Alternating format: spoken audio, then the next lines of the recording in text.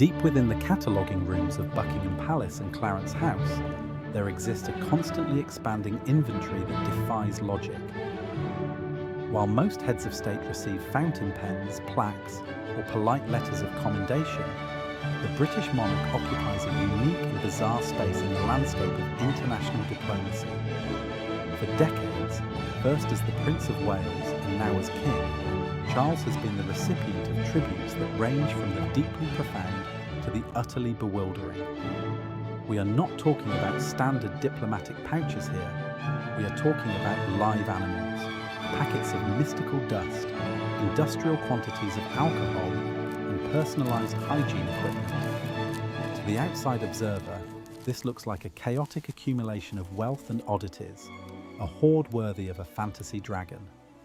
But every single item, no matter how strange, triggers a complex chain of command involving private secretaries, security teams, and constitutional lawyers. There is a specific, rigid framework that dictates why a leather toilet seat is acceptable, but a cheque for £100 might be rejected. It is a system built on centuries of precedent, designed to navigate the razor-thin line between a gracious acceptance of tribute and the appearance of bribery. When a foreign dignitary hands over a gift, they are not just giving a present to a man, they are offering a symbolic artifact to the crown itself. To refuse is to spark a diplomatic incident. To accept is to burden the royal collection with yet another object that must be cleaned, catalogued, and stored. The public rarely sees the sheer volume of what arrives at the palace gates, nor do they understand the legal gymnastics required to keep it. This is not just a story about weird gifts. It is an investigation into the burden of receiving the world's strangest offerings. Number 10. The leather toilet seat cover. Perhaps nothing illustrates the absurdity of royal gifting quite like the item Charles received from his own sister, the Princess Royal. It is a matter of public record that he travels with a specific set of personal items to maintain comfort on the road, but the leather toilet seat cover stands out as a singular curiosity. While this was technically a family gift, it highlights the grey area of personal utility versus royal property. The narrative often spun by tabloids is one of excessive pampering, painting the king as a man who cannot endure the touch of a cold porcelain seat. However, the reality of this gift points to something far more practical and strangely humanizing about the royal experience. When you spend 300 days a year traveling between drafty country houses, foreign embassies, and military bases, consistency becomes a currency of its own. The gift was accepted not merely as a gag, but as a genuine addition to his travel logistics. Under the strict rules governing royal gifts, items given by family members are classified differently than those from state officials, yet they are still subject to inventory if they are used in official capacities. This leather seat, often mocked, is actually a testament to the bizarre lack of privacy a monarch endures. Every bathroom break is a logistical operation. Possessing a portable, comfortable seat is less about luxury and more about maintaining a shred of personal control in a life scripted by others. Number 9. A packet of fairy dust. During a tour of New Zealand, the king found himself in a situation that perfectly encapsulates the diplomatic tightrope of accepting cultural artifacts. He was presented with a small packet of what was described strictly as fairy dust. In the rigid world of geopolitical exchanges, where gifts are usually heavy statues or signed treaties, a bag of glittery powder seems almost insulting. Yet the protocols dictated that he accept it with the same solemnity he would accord a diamond-encrusted sword. This gift falls under the category of ephemeral tributes, items that have zero monetary value, but immense sentimental or cultural weight. Security teams are naturally paranoid about any powder or granular substance handed to a head of state. One can imagine the rigorous testing such a whimsical packet had to undergo before it was cleared for the royal presence. However, to refuse the fairy dust would have been to reject the spirit of the well-wisher who offered it. The king's acceptance of such a trivial item signals a vital component of his job. He must act as a universal recipient for the public's projection of magic and monarchy. The dust was catalogued, stored, and treated with total seriousness, proving that in the royal ledger, intent outweighs material value. Number 8. The Industrial Reserve of Laphroaig whisky. It is no secret that the king has a fondness for Laphroaig, a peaty single malt scotch from the island of Ireland. But the scale of the gifting here goes beyond a mere bottle for Christmas. As the grantor of the royal warrant to the distillery, Charles has received casks and bottles that technically amount to a significant stockpile of high-proof alcohol. In any other government position, accepting crate loads of expensive liquor would be grounds for an immediate corruption inquiry. For the king, it is framed as supporting British industry and heritage.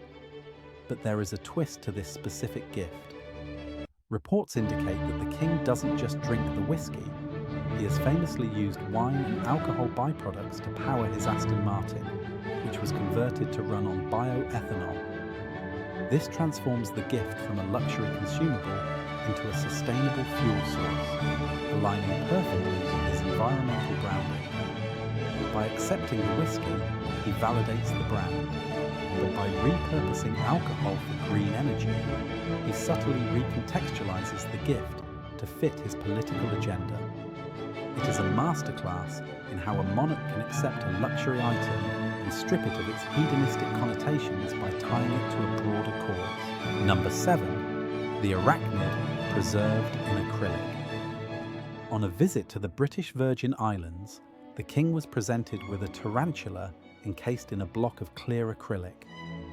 For a man known for his love of nature, specifically cuddly red squirrels and hedgehogs, a giant preserved spider is a jarring tribute. This gift represents the category of scientific curiosities, a tradition dating back to the Victorian era when royals were seen as patrons of the natural sciences. The giver likely intended to showcase the unique biodiversity of the region, but for the recipient, it presents a distinct challenge. Where do you put a dead spider? This item reveals the storage crisis inherent in the royal collection. Unlike a painting or a vase, a preserved specimen has no aesthetic place in the drawing rooms of Clarence House. Yet it cannot be thrown away. Discarding a diplomatic gift is a grave insult. So the spider enters the vast unseen archives of the monarchy, sitting on a shelf alongside other biological oddities. It is allowed because it serves as a record of the visit, a biological timestamp of a specific diplomatic interaction. It is a permanent, unmoving reminder that the king is the passive recipient of the world's natural wonders, whether he finds them beautiful or repulsive. Number 6. The arsenal of ceremonial weapons.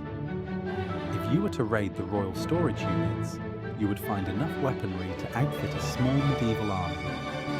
King Charles has accepted Bedouin daggers, jewel-encrusted scimitars from the Gulf states, and ceremonial swords from Eastern Europe. In a modern democracy, a head of state stockpiling lethal weapons might seem alarming, but these items are permitted under the state gift classification. They are not personal property. They belong to the nation, held in trust by the monarch. These weapons are heavy with symbolism. They represent the transfer of power and the protection of sovereignty. When a foreign leader hands Charles a sword, they are acknowledging his role as the Commander-in-Chief of the British Armed Forces. However, strict laws in the UK regarding knife and gun ownership make these gifts legally complex.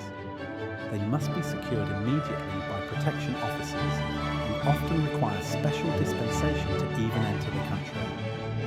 The king accepts them because they are the oldest form of diplomatic currency, the surrender or sharing of arms, even if, in practice, they will never be used for anything more aggressive than cutting a ribbon. Number 5. The giant grasshoppers made of palm leaves.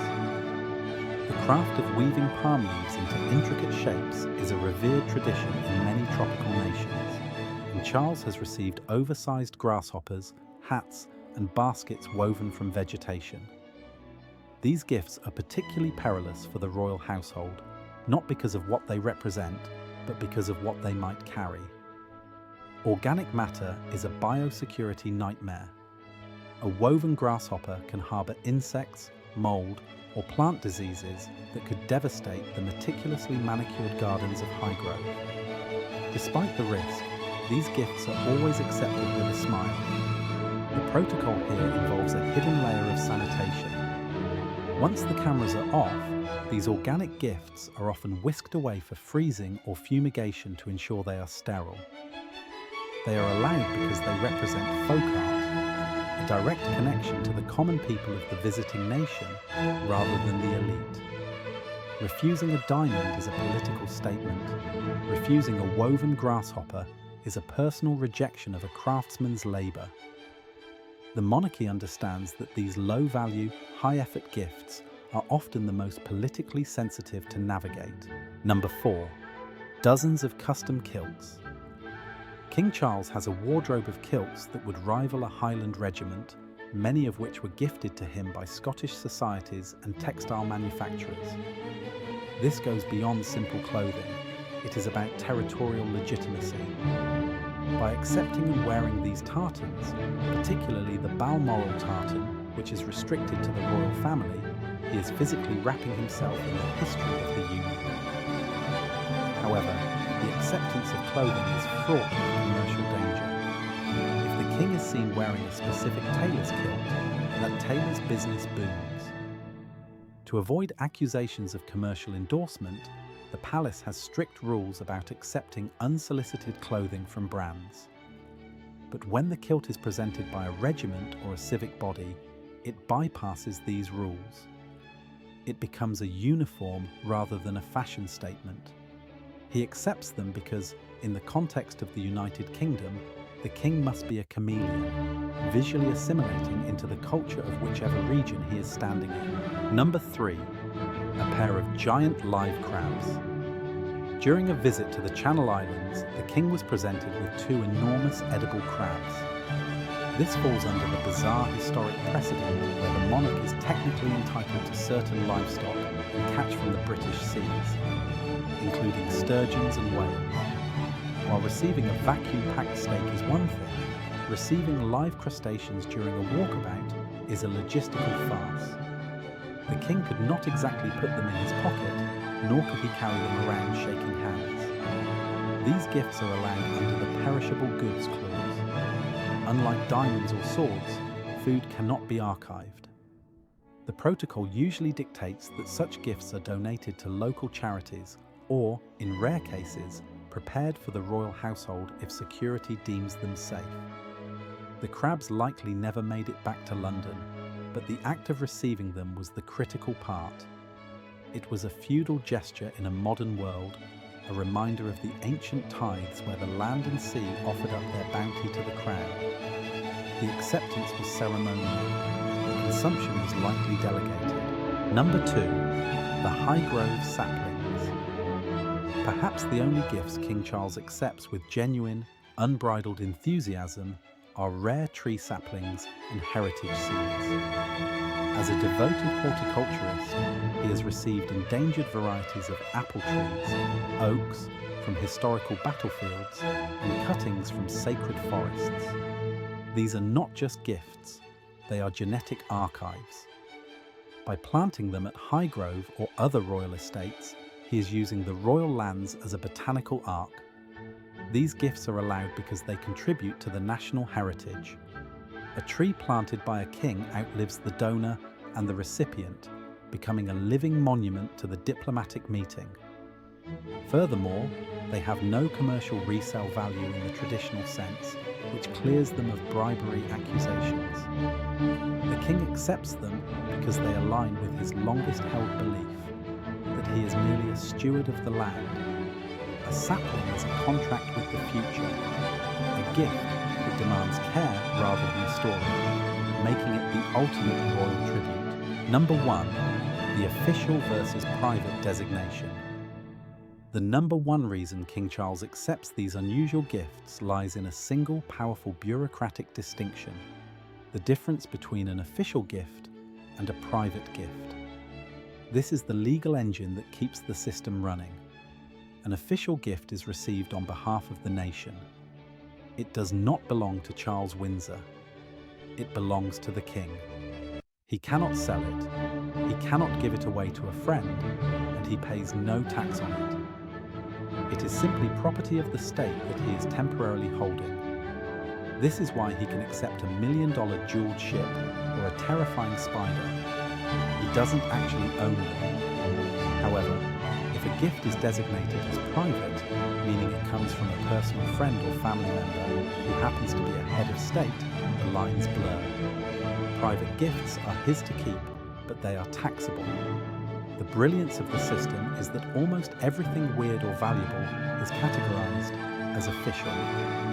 This protects the king from accusations of greed. He is not accumulating a hoard, he is curating a museum.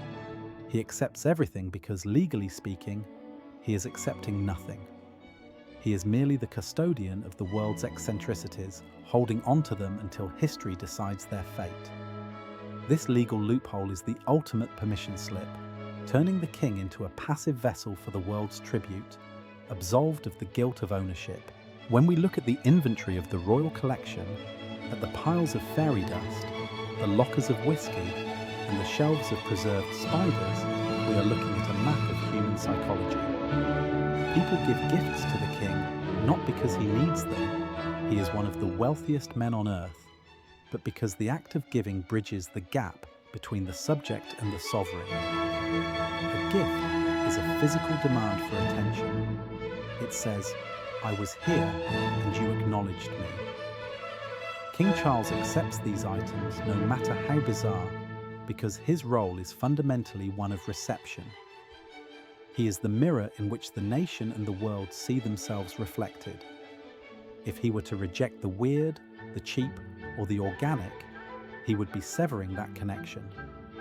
The leather toilet seat and the jewel-encrusted sword are treated with the same bureaucratic reverence because, in the eyes of the protocol, they are identical.